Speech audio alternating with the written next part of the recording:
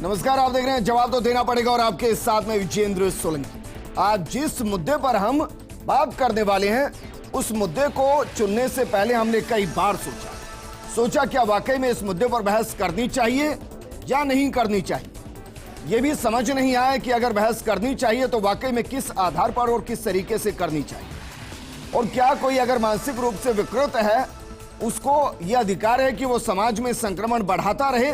बस इसी धारणा के साथ हमने इस डिबेट को रखा कि उनको रोकना जरूरी है जो अपनी विकृत सोच को समाज के अंदर फैलाते हैं और समाज को भी विकृत करते हैं, संक्रमित करते हैं। और इसलिए सवाल हमने खड़ा किया, आशा या अज्ञान, किसको चुनना चाहिए। क्योंकि आज दो किताबें मेरे पास हैं। एक किताब है अंध भक्ति श्रद्धा खतरा ए जान और दूसरी मेरे पास है ज्ञान गंगा। दोनों में समानता क्या है? इन दोनों में समानता यह है कि दोनों का जो लेखक है वो रामपाल महाराज है। हालांकि मैं इसको रामपाल ही कहूंगा, ना संत कहूंगा ना महाराज कहूंगा। लेखक वो है और इन दोनों ही किताबों को जिसने छापा है, जो पब्लिशर है, वो है प्रचार प्रसार समिति एवं सर्व संगत सतलोक आश्रम, हिसार टोहाना रोड बरवाला, जिला हिसार, प्रांत हरियाणा, भारत। अब आप सोच रहे होंगे कि इस पर डिबेट क्यों, तो इसके कुछ पन्ने मैं आपके सामने पढ़ रहा हूं। आपको समझ में आएगा कि जिस संक्रमण का जिक्र मैं कर रहा हूं वो संक्रमण क्या है। इस किताब का अंध श्रद्धा भक्ति खतरा है जान, इसका पेज नंबर 9, इस पर लिखा है नौकरी रोजगार संतान एवं धन प्राप्ति के लिए अर्जन करना आदि आदि तथा शिव जी के लिंग ब्रैकेट में अंग्रेजी में प्राइवेट पार्ट, हिंदी में यानी गुप्तांग का पूजा करना, यह लिखा है इसमें।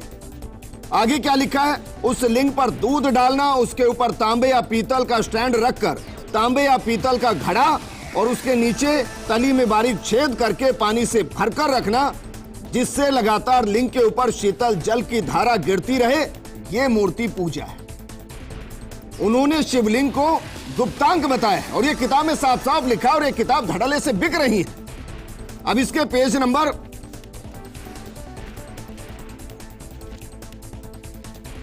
ये इसका पेज नंबर 24 है। इस पे क्या लिखा है? वो पत्थर की देवी या देव कुछ भी मदद ना तेरी ना तेरे बच्चों की कर सकते हैं, ये आपका भ्रम है।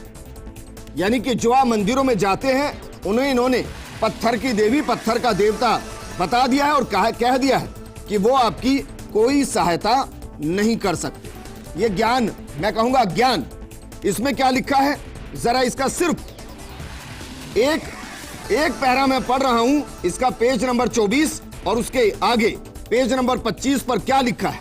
लिखा है काल ब्रह्म ने प्रकृति यानी दुर्गा से कहा कि अब मेरा कौन क्या बिगाड़ेगा। यह अहंकार से भरा हुआ स्वरूप, मनमानी करूंगा। प्रकृति ने फिर प्रार्थना की कि आप कुछ तो शर्म करो।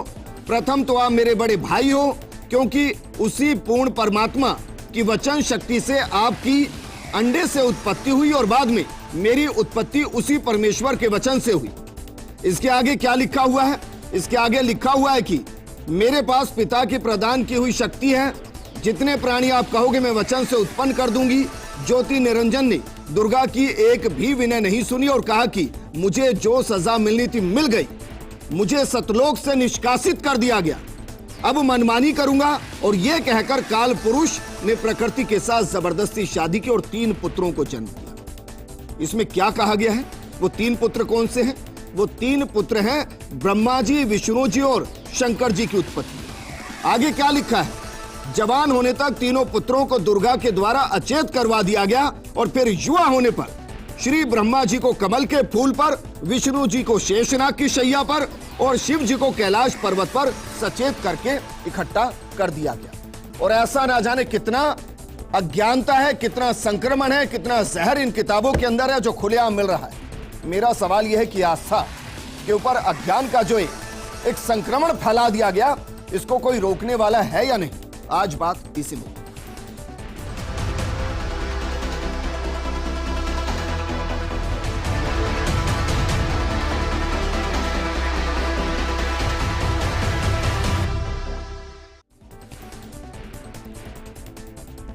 क्या वाकई में इन किताबों को बैन किया जाएगा? क्या इस पब्लिशर के खिलाफ कोई सख्त कार्रवाई की जाएगी? सवाल यह भी कि जिसने इसको पब्लिश किया उससे पहले किससे अथॉरिटी ली गई? क्या किसी ने प्रूफ रीडिंग की या नहीं की?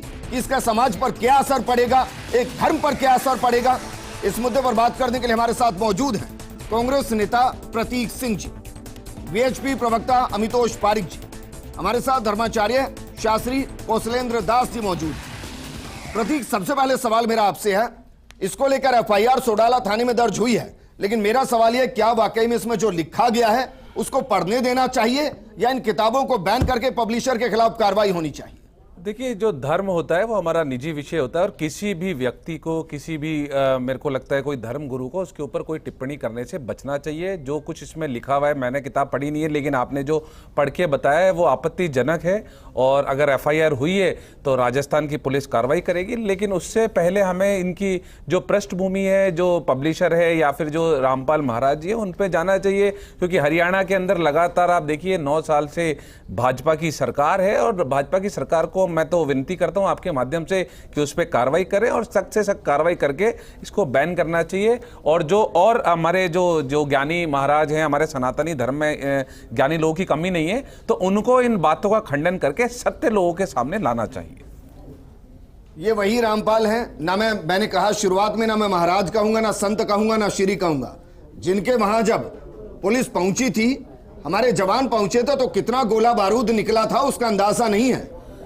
किस तरीके की इन्होंने अपनी कोशिशें वहां की हुई थी। यही तो मैं कह रहा हूं, वो आपको ध्यान होगा, वो समय में तब भी भाजपा की सरकार थी और आज भी भाजपा की सरकार है। और ये पब्लिशिंग मेरे ख्याल में पिछले 2-3 साल पुरानी किताब है ये। राजस्थान में हम तो राजस्थान में बैठे हैं। जी जी, ये किताबें जब इस मुद्दे का मुझे पता चला, अगले 2 घंटे में किताबें मेरे पास थी, इतनी इजीली अवेलेबल है किताबें। इजीली तो आपको पब्लिशर की तो छोड़िए, ऑनलाइन मैंने जब मुझे पता लगा कि इसके ऊपर डिबेट है तो मैंने ऑनलाइन किताब सर्च की, ऑनलाइन में मिल रही है, 304 पेज की पीडीएफ है, उनकी वेबसाइट पर डली हुई है। तो सबसे पहले तो क्योंकि सोडाला थाने के अंदर रिपोर्ट हो गई है तो राजस्थान की सरकार तो कार्रवाई करेगी, लेकिन सेंट्रल गवर्नमेंट को और हरियाणा की सरकार को इसके पब्लिशिंग पे बैन लगा करके, और जो ऑनलाइन भी अवेलेबल है उस पर भी बैन लगा देना चाहिए तुरंत प्रभाव से। और इसका खंडन करते हुए हमारे जो धर्म गुरु है उनको एक अच्छी चीजों को ला करके बताना चाहिए कि ये चीजें गलत है।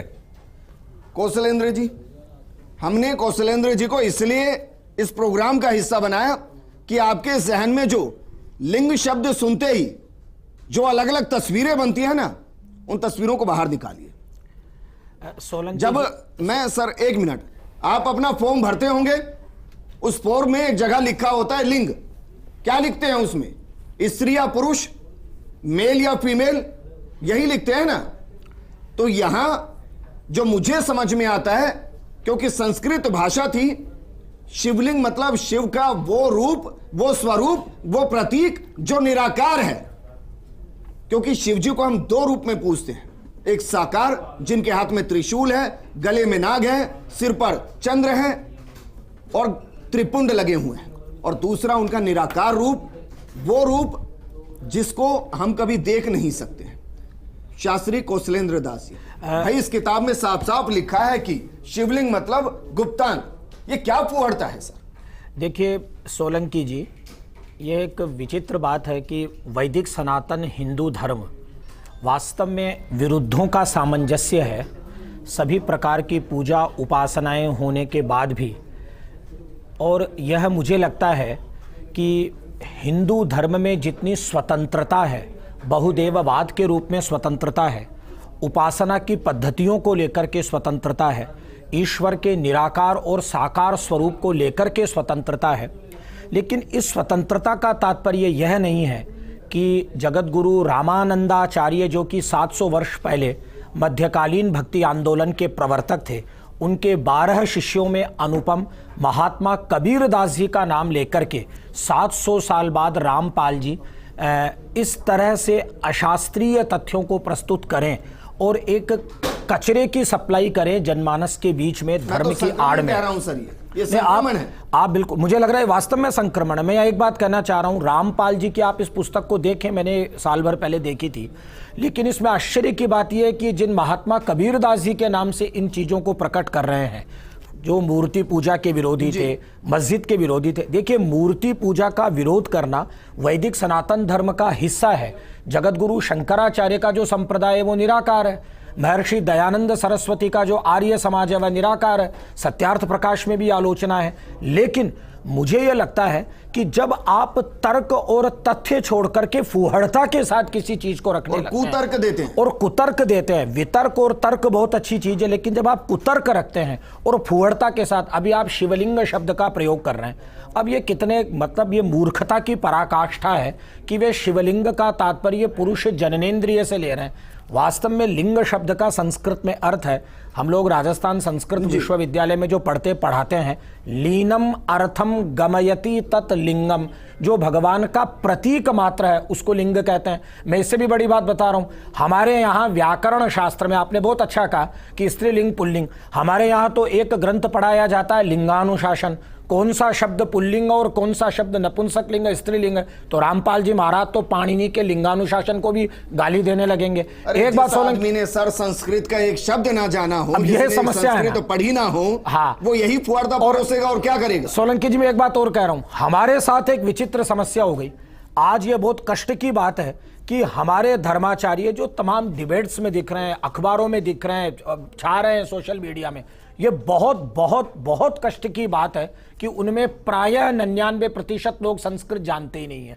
अब संस्कृत जो नहीं जानता हो वो क्या धर्म की, वैदिक धर्म की, रामायण की, गीता की, महाभारत की चर्चा करेगा। उसी का एक नमूना रामपाल जी भी है। नहीं, लेकिन ये छप कैसे जाती हैं सर, ये बताइए। और छप जाती है, मार्केट में आ जाते हैं, लोग पढ़ने लगते हैं और बिकने लगती है। देखिए, आपको जान करके आश्चर्य होगा कि बहुत पहले एक पुस्तक लिखी गई थी, मैं नाम नहीं लूंगा, विवाद होने लगेगा, समाज के रक्षक नहीं पथ भ्रष्टक गोस्वामी तुलसीदास। ये वो उदारता की आप दूसरों को तो गाली दे नहीं सकते, यहाँ पे ये जो उदारता है, स्वतंत्रता है, उसका दुरुपयोग इस रूप में कि आप जब चाहिए रामायण की आलोचना कीजिए, जब चाहिए महाभारत की आलोचना कीजिए, आप जब चाहिए शिवलिंग को गाली दीजिए, आप जब चाहिए जो कीजिए। मुझे लगता है कि मैं आपकी बात से पूर्णतः सहमत हूं कि जनता के धर्म की सुरक्षा करना सरकारों का दायित्व है। सरकारों को इस पे आगे आना चाहिए। सर, ये कोरोना से ज्यादा खतरनाक है ये चीजें, बहुत खतरनाक। उनके लिए अभियान चलाते हैं, इन संक्रमण को दूर करना चाहिए। बिल्कुल, ये संक्रमण ना जाने किस वक्त आपकी संस्कृति, आपके धार्मिक वैदिक ज्ञान को बर्बाद कर दे, कोई नहीं जानता। बिल्कुल सही फरमा रहे हैं आप। और मुझे अमितोष जी भाई, एक पब्लिशर, खैर मैं इसको पब्लिशर क्या ही कहूं जब 19 से छपी है तो, लेकिन छपकर मार्केट में तो आई है, तो कोई पढ़ने वाला नहीं, कोई सुनने वाला नहीं, कोई देखने वाला नहीं। कुछ मन करे वो छाप दो, कुछ मन करे वो दे दिया जाए। कुछ तो रूल रेगुलेशन होंगे। नहीं, बिल्कुल विजेंद्र जी, सबसे पहले तो मैं शुरू करता हूं कि जो पब्लिकेशन है ये एक नॉन रजिस्टर्ड पब्लिकेशन है, और जब नॉन रजिस्टर्ड पब्लिकेशन होता है, इसमें लेखक भी आप देखेंगे किताब में रामपाल दास का ही नाम लिखा हुआ है, और उन्हीं के आश्रम से ये पब्लिश भी हो रही है। वो रामपाल दास जो सेकंड मर्डर केस के अंदर में लाइफ इंप्रिजनमेंट मिला था, और जब लाइफ इंप्रिजनमेंट दिया था विजेंद्र जी, तब कोर्ट ने क्या टिप्पणी की थी कि आप कबीर के भक्त हैं, थोड़ा तो रहम करो। क्यों? क्योंकि मर्डर केस के अंदर में वो लाइफ इंप्रिजनमेंट लेके आए थे। आज उनको बाबा बना के इस तरह की कविता को छापना, और आपने देखा इस किताब के अंदर में एक और बात लिखी है, पवित्र कुरान, और पवित्र कुरान को लिखते हुए उन्होंने वहां पे किसी भी तरह की कोई व्याख्या नहीं करी, कोई उल्लेख ऐसा नहीं करा है जो कि उनकी सच्चता को लाता हो सामने। उन्होंने कहा करा है हिंदू देवी देवताओं के ऊपर में करा है। इससे क्या हो रहा है विजेंद्र जी? इससे लोग पढ़ रहे हैं, और लोग पढ़ने के यदि फ्री में और दे रहे हैं, ये शुल्क नहीं लेते हैं, और फिर फ्री में लेने के बाद लोग इसको पढ़ते हैं। पढ़ने के बाद ये कहां जा रहा है? ये एंड कॉज जा रहा है सीधा कन्वर्शन पे, क्योंकि वो आपको आपके धर्म के प्रति इतना व्याकुल कर देते हैं कि आपको क्वेश्चन करने लग जाते हो, प्रश्न करने लग जाते हैं। इसीलिए कल चोडाला थाने में इसमें जो एफआईआर हुई उसमें 2 धाराएं लगाई गई। धारा एक पहली लगी 153 ऑफ आईपीसी, और दूसरी लगी 295 ऑफ आईपीसी। दोनों धारा क्या कहती है? 295 आईपीसी बोलती है कि आप किसी की भी रिलीजियस सेंटिमेंट को हर्ट करेंगे तो उसमें आपको कानूनी कार्रवाई होगी, और 153 बोलती है जब आप जानबूझ के डेलिबरेटली और मैलिशियसली कोई ऐसा एक्ट करते हैं जिससे किसी की भी रिलीजियस सेंटिमेंट हर्ट होते हैं, तो 153 लगती है। अब आती है कि पब्लिशर और जो इनके डिवोटीज है, जो इनको भेज रहे हैं, अनुयायी जिसे हम कहते हैं, उनको इसके ऊपर में कंप्लेंट में लिया गया और एफआईआर दर्ज कराई गई उनके अगेंस्ट इसमें है। अब पब्लिकेशन की जब बात होती है तो 1952 का केस आया था स्टेट ऑफ राजस्थान हाईकोर्ट के अंदर में। उस केस के अंदर में क्या बोला था? State versus editor publisher. Court ने यह कहा था कि आप बिना किसी एविडेंस के, विटनेस के कोई भी ऐसा तथ्य नहीं छाप सकते जो कि एक डिफेमेशन की ग्राउंड भी बना रहा है, और इसलिए ये सारी चीजें हो रही है, ये मेरे धर्म की मानहानि हो रही है, इसलिए इन पर डिफेमेशन का भी केस किया जाए क्योंकि कोई विटनेस नहीं है। लेकिन विजेंद्र सर, आप देखिए आश्चर्यजनक बात क्या है, आज हमारे कांग्रेस के प्रवक्ता ने शुरुआत में कितनी अच्छी बात की, मैं किसी हद तक इनसे सहमत भी करता हूं पार्शियली, लेकिन इन्होंने कहा कि सोडाला थाने में एफआईआर हुई है, उस पर कार्रवाई करेगी। आपको याद है कि 2021 में ही इन्हीं संत रामपाल के अगेंस्ट में, पब्लिशर के अगेंस्ट में, अनुयायियों के अगेंस्ट में एफआईआर कराई गई थी, और 2021 के बाद क्या हुआ, उसमें एफआईआर लगा दी पुलिस ने, ये बोलते हुए कि इसमें एविडेंस ही नहीं है। मतलब ये तो मान रहे हैं कि एफआईआर हो रही है, और अगर धर्म के ऊपर में बात करी जा रही है तो उसमें पुलिस एफआईआर करेगी, लेकिन एफआईआर लगा देती है। एविडेंस और क्या होगा आप बताइए। नहीं, यही तो मैं प्रूव कर रहा हूं। धीरेन्द्र शास्त्री के ऊपर में उदयपुर में एफआईआर करा दी गई, लेकिन इस पे रामपाल दास के ऊपर में जो किताबें आ रही है, इस पे जो बातें लिखी गई है, तथ्यात्मक बातें लिखी है, रिलीजियस सेंटिमेंट्स हर्ट कर रहे हैं, उसके ऊपर में आप एफआईआर लगा देते हैं, तो कौन सी कार्रवाई आप करेंगे? के साथ चित्र छाप देना जी, और चित्र को भी परिभाषित कर देना उसी अंदाज में, बिल्कुल, कि जो ना पढ़ पाए वो वैसे देख ले उसको। विजेंद्र सर, एक और बहुत अच्छी बात है, मैंने जब इसकी रिसर्च कर रहा था तो इस रिसर्च में आया कि जो शिवलिंग के ऊपर इन्हें लिखा है, मैं महाराज से भी बोलूंगा, कहीं गलत हो तो ये मुझे टोक सकते हैं, शिवलिंग के ऊपर एक लिंग पुराण है, और लिंग पुराण में संस्कृत के अंदर लिंगम का मतलब है कि जो सिंबल है या मार्क है, पूरे ब्रह्मांड की तरफ से उसकी दृष्टि रखी गई है, जो निराकार है, और इसके भी 3 पार्ट है, क्रिएटर, प्रिजर्वर और डिस्ट्रॉयर। तो जो शिवलिंग का पहला ऊपर वाला पार्ट है, इसको बोला गया है डिस्ट्रॉयर, जो शिवा है। इसके बारे में आप इस तरह की बातें लिख रहे हैं, आदि पुरुष आ जाती है, आप सेंसर बोर्ड के ऊपर में बात करने लग जाते हैं, लेकिन जब इस तरह की किताब है, आप ही की परिप्रेक्ष्य में, आप ही की सरकार में राजस्थान में जा रही है, तो आप उसमें एफआईआर लगा देते हैं, तो किस तरह से आप पे व्यवहार करा जाए? लेकिन अब ये अभियान चला जाएगा, इन किताबों के अगेंस्ट हर जगह पे एफआईआर करी जाएगी, और जब भी एफआईआर होगी उसको कानूनी कार्रवाई से लड़ा जाएगा। प्रतीक, यही है। क्या ये संभावना है, मैं बहुत लॉजिकल बात कर रहा हूं, क्या ये संभावना है कि ये एक सर्कुलर जारी कर दिया जाए कि भाई ये जो किताबें हैं, अगर ये किसी भी बुक स्टोर पर मिली, अगर कोई भी इन्हें देता हुआ पाया गया, तो गैर जमानती अपराध में उनको धर्म के साथ खिलवाड़ करने के मामले में गिरफ्तार कर लिया जाए? विजेंद्र जी, सबसे पहले तो क्योंकि मैं चाहता नहीं था कि इस बात पे कोई राजनीति हो या फिर कोई किसी तरीके की टीका टिप्पणी हो, लेकिन वीएचपी महोदय ने, जो वीएचपी के आए हैं प्रवक्ता, उन्होंने कर दी, तो मैं बताता हूं कि वीएचपी का कौन सा व्यक्ति जाकर के, हरियाणा में आश्रम है, हरियाणा में वो रहते हैं, हरियाणा के बहुत सारे चैनल में, आप इसी पे पेज खोलेंगे दिखेगा, उसमें हरियाणा न्यूज़ में, श्रद्धा में, साधना में, ईश्वर में, वृंद में वो लाइव आते हैं। उसके अलावा आश्रम वही है, रहते वही हैं, पब्लिशर भी वही है। किसने एफआईआर करा दी? वीएचपी वाले ने जाकर के, किसने वहां पे जाकर, तो फिर क्या हो रहा है?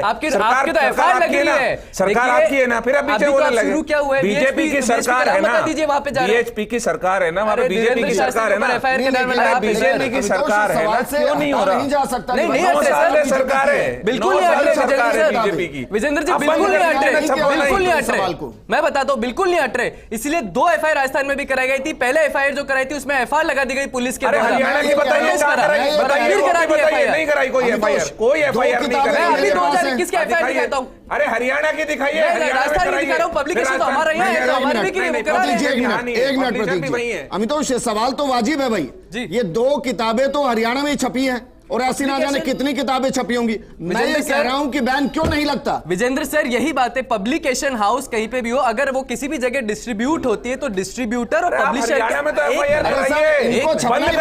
मैं बोल दूं, नई दिल्ली के अंदर है, देखिए आप जो है कबीर प्रिंटर। एक मिनट प्रतीक भाई, जहां से इनका सर्जन हो रहा है, जहां से संक्रमण फैल रहा है, सबसे पहले तो वहां पर कार्रवाई करवाइए।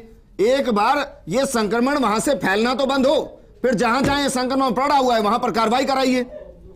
कैसे बचेंगे इस सवाल से? मैंने अभी आपको यही कहा कि जब हरियाणा में 9 साल से बीजेपी की सरकार है, इसका पहला संस्करण 2014 के अंदर आया था और दूसरा संस्करण 2017 के अंदर आया था। 2014 से लगातार बीजेपी की सरकार है हरियाणा के अंदर। जो प्रिंटर है वो भी हरियाणा में, और जो मुद्रक है कबीर प्रिंटर है वो नई दिल्ली में।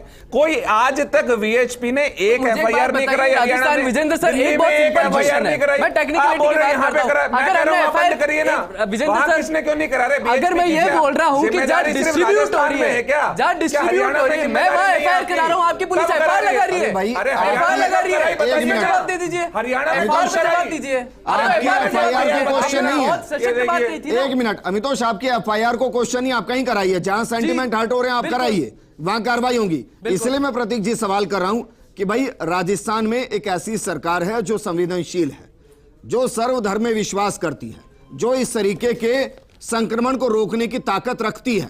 मैं कह रहा हूं कि भाई इसमें क्या यह संभावना है कि ये हो कि यार ये किताबें कहीं बट रही हैं, कोई इनको भेज रहा है, कोई इनको लोगों को फ्री में दे रहा है, किसी स्टोर पर ये है, अगर ये मिलती है तो उसके खिलाफ कार्रवाई होगी। जी 100% इसके ऊपर कार्रवाई की जाएगी। लेकिन मैंने अभी सवाल पूछा कि हम ये नहीं बच सकते कि राजस्थान में दूसरी सरकार है कि हम यहां तो कर लेंगे, लेकिन वीएचपी अपनी जिम्मेदारियों से हरियाणा में क्यों बच रही है, अपनी जिम्मेदारियों से दिल्ली में क्यों बच रही है? वहां पे एफआईआर क्यों नहीं करा रहे? वहां पे इतने बड़े बड़े जाके धरना दीजिए ना, आप उसके बाहर जाकर के, आप प्रिंटर के बाहर जाकर के धरना दीजिए, आप जो संत जो रामपाल जी उन्होंने लिखा है उनके बाहर धरना दीजिए। लेकिन राजस्थान में राजस्थान सरकार तो अपने हिसाब से काम कर लेगी। लेकिन मेरा सवाल आपसे यह है कि भाई ये वीएचपी की नैतिक जिम्मेदारी तो बनती होगी कि जहां से इस जहर को समाज में फैलाया जा रहा है, सबसे पहले तो वहां इनका छपना रोका जाए। बिल्कुल विजेंद्र जी, छपना रुक जाएगा तो जहां ये पड़ी हुई है वहां से उठा भी ली जाएंगी। विजेंद्र जी देखिए, जब मैं आपकी डिबेट में आया तब तक मैंने जब स्टेटमेंट दिया उस पर एक्शन हुए और रिजल्ट हुआ।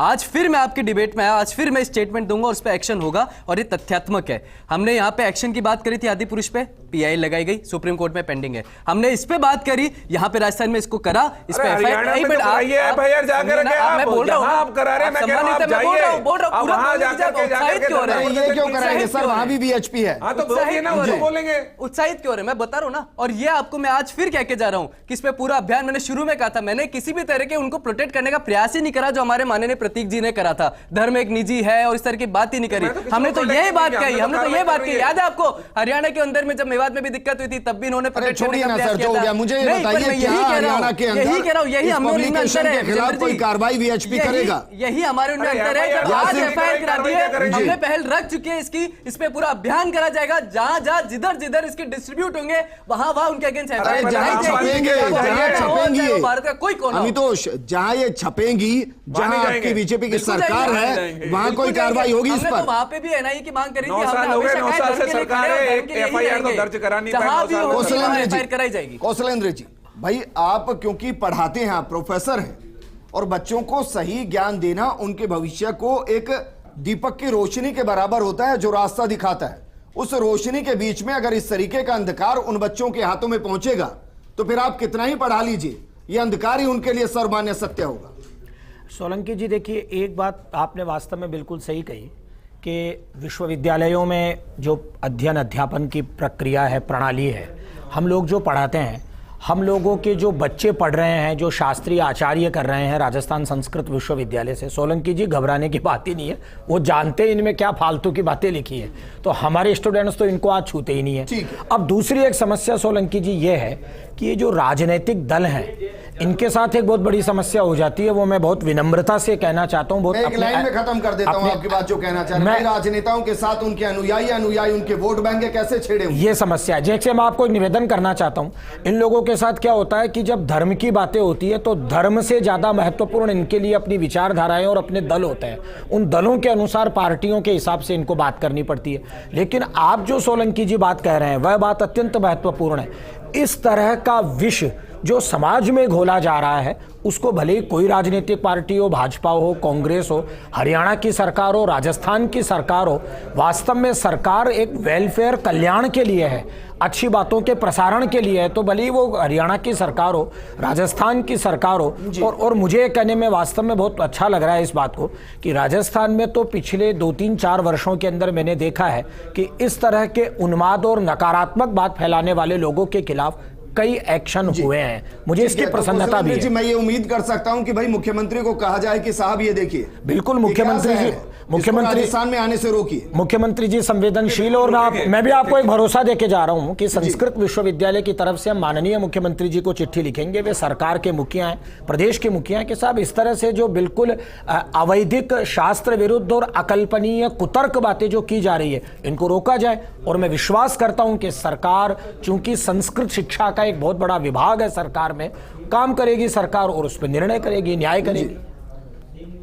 ठीक है, शुक्रिया हमारे साथ जुड़ने के लिए। अमितोष, आपका भी शुक्रिया। प्रतीक, आपका भी शुक्रिया चर्चा में शामिल होने के लिए। ये चर्चा हमने इसलिए की क्योंकि ये वो संक्रमण है जिससे आप कब संक्रमित हो जाएंगे आपको पता ही नहीं चलेगा, और फिर आप कितनों को संक्रमित कर देंगे ये भी पता नहीं चलेगा। पढ़ने के लिए हिंदुस्तान का एक व्यापक इतिहास है, उस इतिहास को पढ़िए। आप अलग अलग भाषाओं में किए गए धर्म ग्रंथों को पढ़िए, ताकि सही समझ आपके अंदर डेवलप हो और इन चीजों से कम दूर रहिए। मैं सिर्फ इतना कहूंगा कि अगर आपके पास भी इस तरीके की गलती से घर में है तो इसका वही काम कीजिए जो मैं कर रहा हूं। मेरे लिए किताब इसी लायक है, मैं नहीं चाहता कि ना तो ये मेरे घर में रहे, ना ऑफिस में रहे और ना कोई और इसको पढ़ पाए। नमस्कार।